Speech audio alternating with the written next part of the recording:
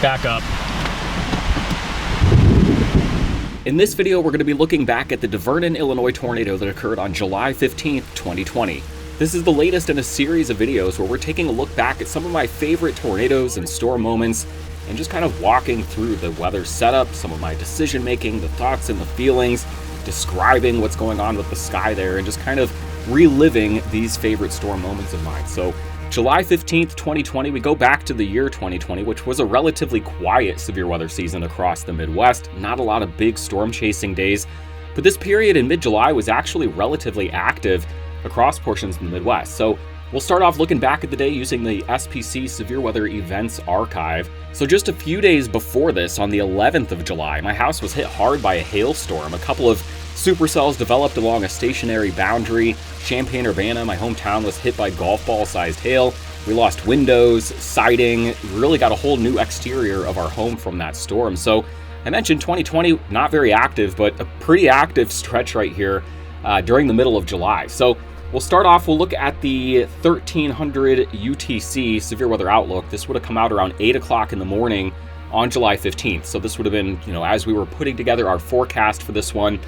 On this storm chase, I was chasing along with my storm chasing partner, Colin Davis. We were together, but in separate vehicles, partially because we were still right in the midst of the pandemic, but also this was geographically a day where it just made sense for us to leave individually from our homes, meet up, chase the day together, and then, me follow the storms back to Champaign-Urbana, and he could peel off and go back up toward Canton whenever he wanted. But here's the outlook. It was an enhanced risk day, centered on parts of eastern Missouri into western and central Illinois with a slight risk surrounding that.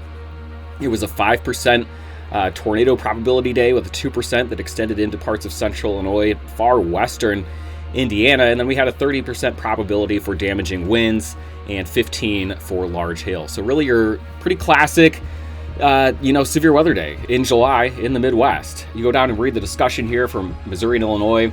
We're dealing with a couple of overnight MCSs or storm clusters that move through Kansas, Missouri, and Iowa, and then eventually into Illinois here, reinforcing that boundary. And then we also get what's called an MCV, or a mesoscale convective vortex. And when you get a big area of thunderstorms that, kind of classically festers during the overnight, you can generate an area of low pressure there through some really complicated atmospheric processes there. But you get a little low that's just kind of drifting through the flow, and you can get kind of an enhanced area of better wind shear there within a regime that's not really producing a lot of strong wind shear because it's July. We don't have a very strong jet stream. So you can kind of skim the outlook here, but we're talking about, low to mid 70s dew points. We're talking about getting these steep mid-level lapse rates, generating 25 to 3,500 joules per kilogram of mixed layer CAPE in the St. Louis area, kind of right along that outflow boundary. So the forecast was for additional thunderstorm development during the afternoon, some enhancement of that low to mid-level shear along the southeast flank of that MCV, that remnant low moving along the boundary. So we're talking about the potential for damaging winds with being the primary severe weather threat, but also enough increase in low-level moisture and shear near the outflow boundary and MCV to support the threat for a couple of tornadoes. So that's enough to get me out the door, and now we can take a look at some of the observations, the mesoanalysis, and I'll kind of show you what was going on here. We've got a broader U.S. sector here, so a little difficult to pick out some of the details, but if I pull up the 300 millibar analysis here and just kind of get it rolling here through midday, you can kind of see, we've got a broad ridge down across the south central United States, and then this upper level low kind of running through Canada, and so sandwiched between that, you got some pretty fast mid-level flow. So at 300 millibars, we've got this wave, this punch of 50 to 60 knot flow coming in here, some good upper level divergence. And if I flip it on over to 500 millibars, let's just kind of skip this ahead into the mid part of the day, right around noon. Again, you can see this kind of upper level shortwave. This is the one that would be punching into the Missouri-Illinois border region. This is right where we were going to be targeting. And if I just pull up the forecast for CAPE, and then it'll have surface winds on there, we can kind of show the boundary that I would be focusing on with this storm chase. So mid-morning, late morning, getting into the early afternoon, here's about 4 p.m. as the event peaks. My target is right here. So you can see this boundary. We got 5,000 CAPE right here, and then it goes down near to zero where we got this rain-cooled air mass. So a really sharp boundary between hot, muggy air and then cooler, less humid air off to the north. That's your warm front. You get enhanced shear right along that, but then you've also got this MCV, this kind of weak area of low pressure developing right along the Missouri-Illinois border. So out ahead of that, you got southeasterly winds. They become easterly here right along that boundary. So here's your circulation. It's highly unstable. You got some vorticity there. The air is going to want to spin. It's going to want to rise vigorously. So I start thinking this is a great setup for some supercells and maybe a classic Midwestern tornado. Again, big juice, big cape, nice area of tight wind shear there right along that warm front. I start thinking we got a chance for a pretty significant tornado out there across parts of western Illinois. Some indecision about, do we go into Missouri? Do we wait in Illinois? I kind of decided I think this event's going to peak near or after 5 p.m. and that's going to be as the best air mass starts to shift into Illinois. So that's where I wanted to be. I didn't want to have to mess with a river crossing or something like that. But if I pull up to, what did I just click on? Supercell composite. You can see the bullseye here as we get toward, this is 1 o'clock, 2 o'clock, 3 o'clock, 4 o'clock. Here's the region I would be targeting. This will be 5 o'clock. We'll do the same thing here. We'll use significant tornado parameter. Look at some of the meteorological eye candy, as we call it here, 2, 3, 4, 5 p.m. Again, bullseye just on the Illinois side of the border. And, being that I want to target the warm front, I'm looking at the northern tier of this. I'm not necessarily headed for the bullseye. I know because I've looked into the details here that the best region is on the north side of this, but you love seeing those high values and you love targeting, generally, you want to target the gradient there. You're often not looking for, I want to put myself in the middle of the highest parameters. It's often right on the gradient there. Somewhere is where you're going to want to actually target that. So made our way to Carrollton, Illinois, and that's where we targeted. We targeted almost perfectly. The thunderstorm of the day erupted right overhead. We got the first lightning bolts of the day kind of crashing down around us as we moved east out of Carrollton to kind of play the storm and get out ahead. Flank downdraft region of this developing cell out ahead of the line. Incredible staccato lightning barrage here. Now that I'm filming, it's going to wrap up, I'm sure, but bang, bang, bang, lightning bolts. There's one. Boom.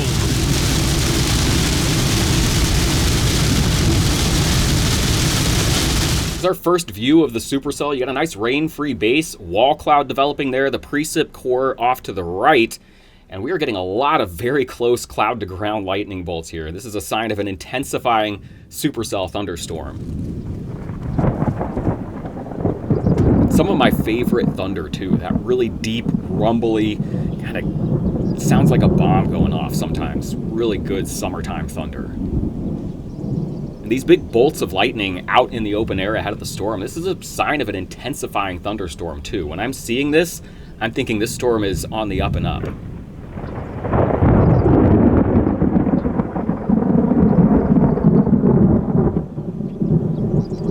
I'm also thinking, dang, maybe I should get back in the car for safety.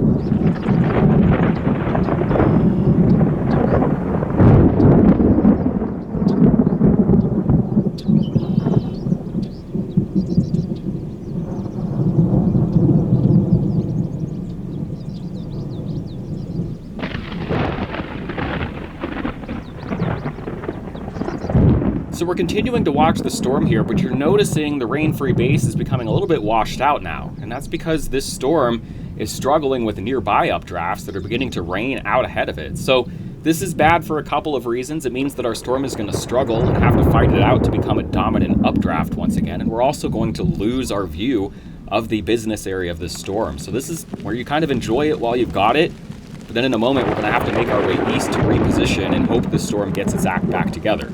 Obviously it does. We've got this rain-free base once again re-emerging. You can see it rotating. We're going to get another very close bolt of lightning before we get our first brief tornado of the day.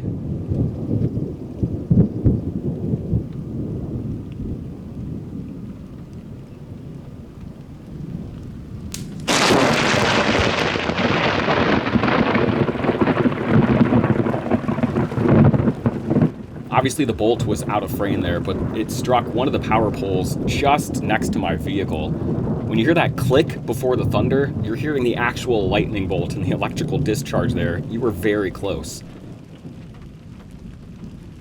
Now it's on the right side here, kind of right of center, where the first EFU tornado touches down. It's a brief touchdown right here. It may have been this one, or we get another kind of blob of scud as I get into my car and start repositioning. But this was confirmed as an EFU tornado, the first tornado of the day.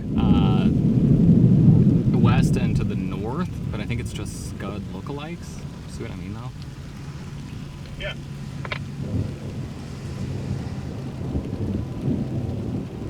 Yeah, we're getting left to right south of the road. We need to watch that area. Maybe we creep east just a mile or two at least? Yeah, I think it's time.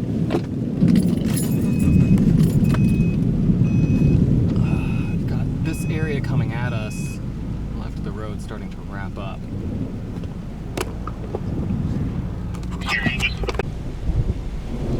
I think we have a tornado up here. Again, I don't know if it was the scuddy stuff in the first shot or the scuddy stuff right here, but this is our first tornado of the day.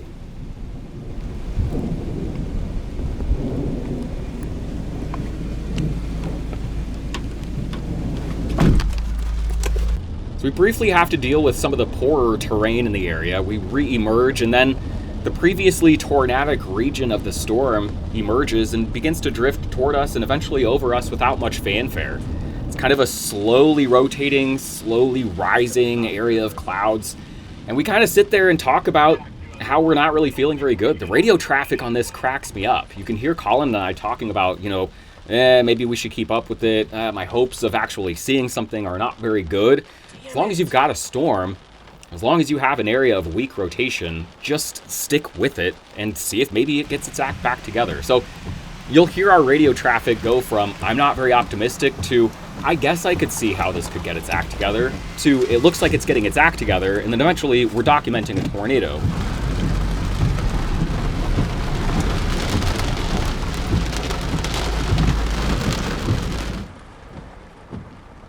So just sitting here, looking at the radar, looking at the maps, looking at other storms in the area, letting the rain fall on the vehicle, and not really being that excited about much, but eventually deciding, let's just continue east with it.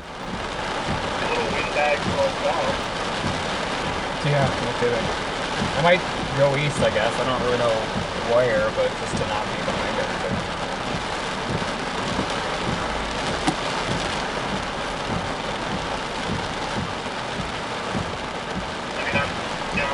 Whatever. My hopes are no longer high for anything at this point.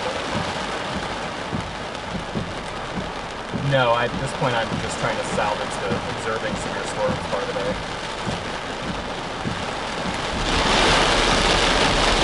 Do I have radar again? It's not impossible to see this trying to get it back together again. Yeah, I wonder if that's going to work now.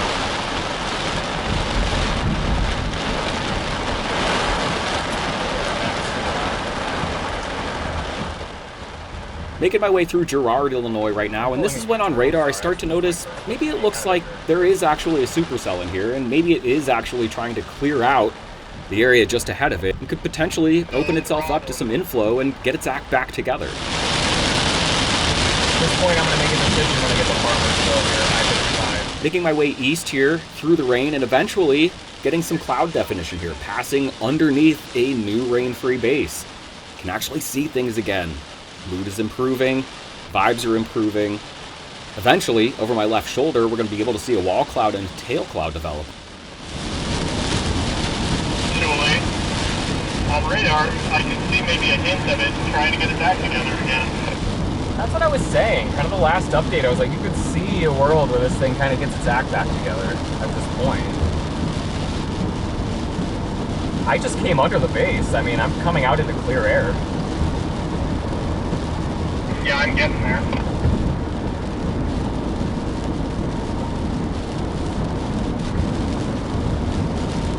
Oh yeah, I mean, we got inflow again on velocity. Lightning activity's ramping back up. I mentioned that's a good sign. So we've got an intensifying supercell. Might be a bit of a rainy mess, but this is the storm of the day. This is right at the time of the day and the area that I thought the day would peak. Well, I'm calling everything to our north. Yeah, I would say it's still a little supercell. Through all that. I'm gonna zig north just a tiny bit here. Let me see what this road is. East First Road.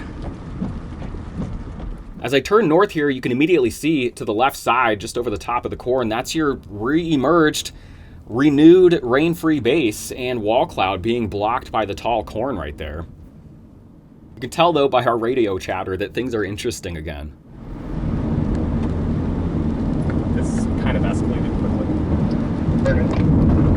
I walked on you, sorry. I was going to say, I just said it's going to be tricky to get back to 55 unless you go up to Divernon, now that you're going north here. Yeah, I kind of aborted that plan at this point just to get position on this little developing area. So we're officially back in chase mode. I've got a wall cloud out my left window. I'm making my way north now, just kind of looking for a spot to stop and watch this thing as it gets its act back together. Make sure that we got an overpass if we need to get east of it. It's getting a look. I say here it's getting a look because that wall cloud's getting lower. You can kind of see an RFD surge curling around it, and so it really looks like this thing might actually go from nothing to spinning up a tornado very fast.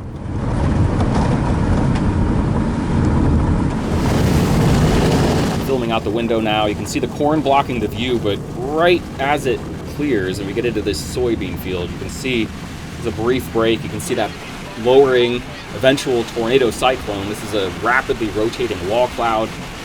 Here's your soybean field, so now you can see nothing going on yet, but you get your first little condensation wisps right there on the left side of the screen. It's the beginnings of the tornado development. I go up to there. Yeah. I also just want to make sure we have a quick stop.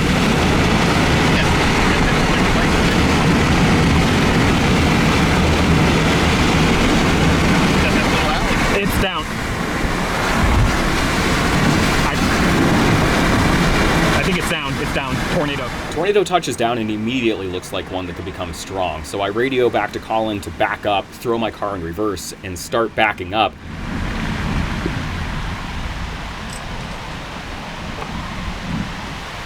Back up. I remembered passing a building and some old vehicles and some other potential flying debris, and I didn't know how big and how strong this tornado was going to become. So I'm reversing, thinking I need to get back till I get to that point where there was all the potential flying debris, and then I can stop and film this thing when I'm not immediately upstream from all of it.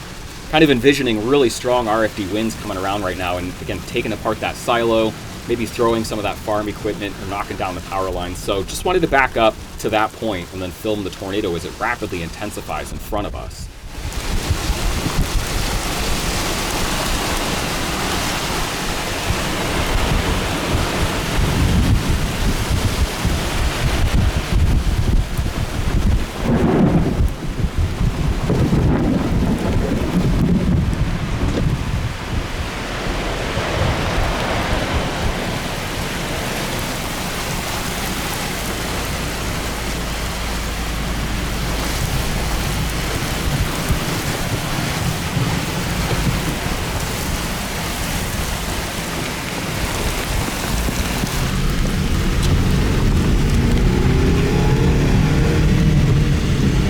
People have joked about my engine revving there as I surged north after this tornado, and it wasn't actually because I floored it all that hard. The car had actually shifted over into that manual mode where you can manually shift the gears, so it was just in first gear and not shifting up into second and third as I accelerated there. So it took a minute, flipped the shifter back over into automatic mode, and was driving normally after that.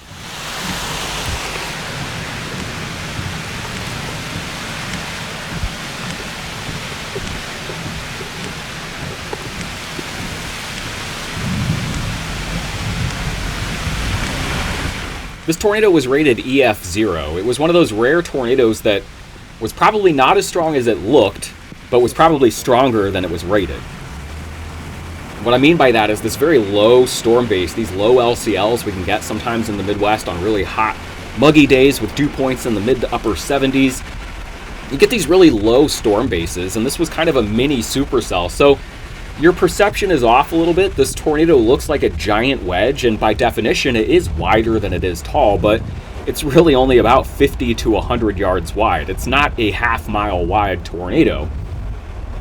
So it looks a bit bigger, it looks a bit stronger than it really is, but this tornado was probably capable of doing more than EF0 damage. If one of these stronger vortices were to actually hit a structure, I'm thankful that it didn't, but I'm sure that it would have actually caused EF1 or maybe EF2 damage. Probably not an EF3 tornado, but I was pretty surprised to see this one rated EF0.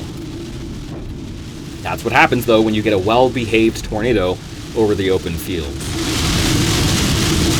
North of Farmersville, Illinois, big tornado. I really regretted letting the V word, violent, out of my mouth here, but it is what it is. It was a really intense moment. It was a crappy storm-chasing year, and here we are in mid-July, and I'm watching this cranking storm base with a big wedge underneath it. Yeah, my adrenaline was pumping. Oh, boy. Oh, my God. Just go up a little bit more right here. But if you want to save yourself the embarrassment of calling a tornado violent only to have it rated EF0, maybe temper the words that come out of your mouth when the tornado's in progress.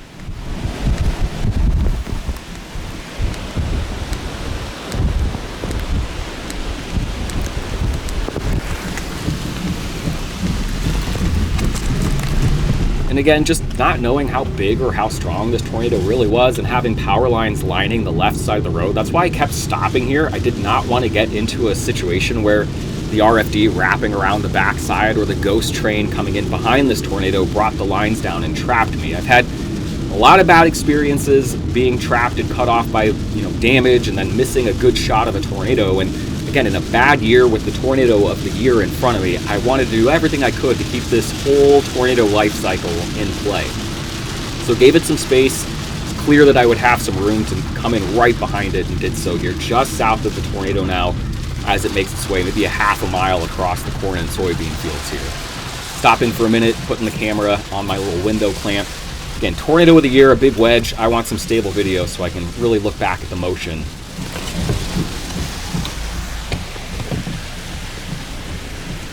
Again, is this an EF4 tornado? No, not even close. Probably not an EF3 either, but is this capable of producing more than EF0 damage? Absolutely, I think so. Am I glad that it stayed over the open fields? Absolutely. I am happy it did that.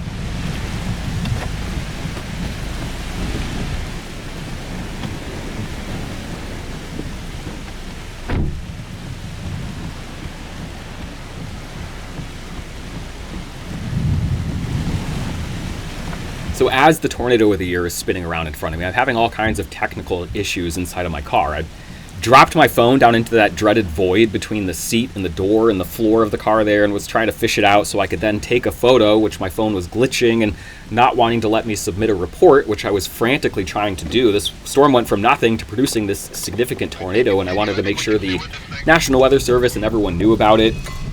Fighting with my radio that I accidentally flip over to some weird mode so I can no longer communicate with Colin, but just check it out. Absolutely incredible mesocyclone, tornado cyclone, and tornado out of a terrible year.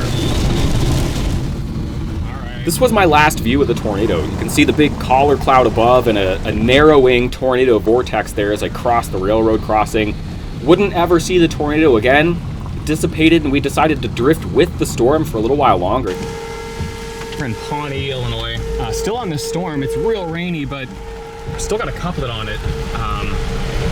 So we're going to keep east of it as long as it's going to be doing this. We got sirens sounding in Pawnee. That large tornado by Divernon has lifted at this point, but the area of interest remains. Continued to be tornado warned for another hour or so as it made its way up toward the Springfield area and eventually Interstate 72, but never really got its act back together in any sort of meaningful way. We'll finish up here with the dash cam view as the Divernon tornado touched down. This is going back to when we were traveling north as the storm had gotten its act back together. The tornado is touching down out the left side of my window here, but eventually, as I reverse, you'll see it come in from left to right across the frame. I think it's down. It's down. Tornado. Oh yeah, just to the left, huh?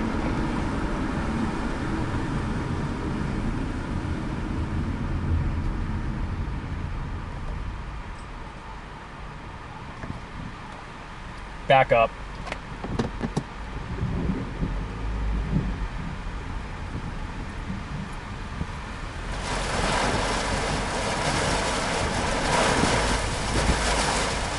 Large tornado.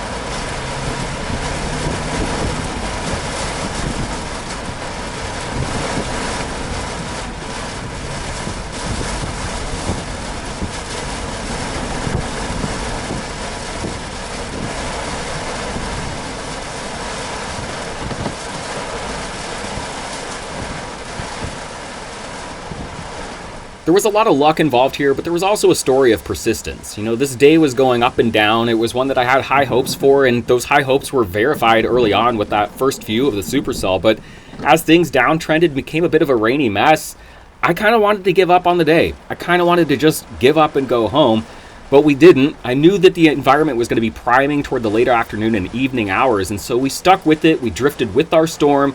We hugged the little area of rotation, and that little area became a bigger area once the environment got its act together and this thing kind of tapped back into some clean air. So had we given up, had we just, abandoned the storm and maybe gone into maybe let's see what's going on at the next storm down the road kind of mode, we would have missed this. So I don't want to say that it was all luck. I do want to say that, I was as surprised as everyone else was that this storm was doing what it was doing in front of us, but we were also there because of intention, because I wanted to continue to hug the base and the action area of this storm just in case. I mean, go back to the middle of May 17th, 2020, one of my only other tornadoes that year was a terrible rainy mess that I only saw because I hugged that little couplet. So it kind of was just the vibe of 2020 in central Illinois, at least, which is mostly where I was chasing during the pandemic, was find these little subtle areas of rotation, just hug it and hope you get a very localized, special, just for you kind of show.